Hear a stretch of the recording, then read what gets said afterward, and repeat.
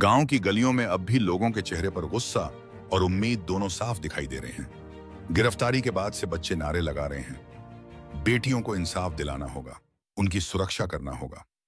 महिलाएं कह रही हैं कि पहली बार हमारी आवाज सुनी गई है, लेकिन जब तक दरिंदों को फांसी नहीं होगी तब तक यह लड़ाई खत्म नहीं होगी। सोशल मीडिया पर हर कोई लिख रहा है कि अब देरी बर्दाश्त नहीं, कोर्ट को तुरंत फास्ट ट्रैक में सुनवाई करनी चाहिए ताकि पूरे देश के लिए एक मिसाल बने। राजनीतिक हलकों में भी हलचल बढ़ गई है।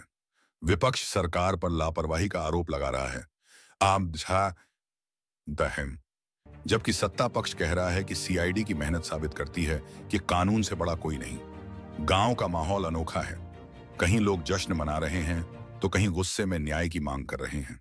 मंदिरों में पूजा हो रही है, लोग प्रार्थना कर रहे हैं कि अदालत जल्द से जल्द फैसला सुनाए और दोषियों को फांसी दे।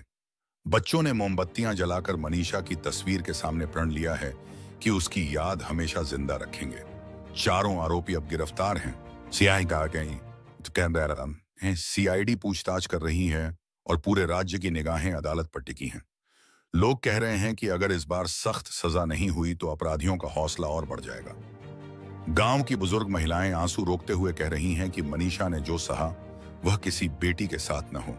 युवाओं का गुस्सा फूट पड़ा है। वे सोशल मीडिया पर लगातार जस्टिस फॉर मनीषा लिखकर अभियान चला रहे हैं।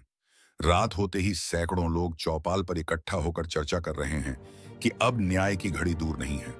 कई जगहों पर लोग कैंडल मार्च निकाल रहे हैं और हर चेहरे पर एक ही मांग है, फांसी दो। लेकिन सवाल वही है, क्या इस बार सचमुच इंसाफ मिलेगा या फिर कानूनी दांवपेंच में यह केस उलझ जाएगा? अगर इंसाफ हुआ तो यह पूरे समाज की जीत होगी और अगर देरी हुई तो यह एक और काला धब्बा साबित होगा। आज मनीषा सिर्फ एक लड़की का नाम नहीं रही, वह न्याय और संघर्ष की आवाज बन चुकी है। उसकी कहानी आने वाली पीढ़ियों को सिखाएगी कि सच और कानून अपराध से हमेशा बड़ा होता है।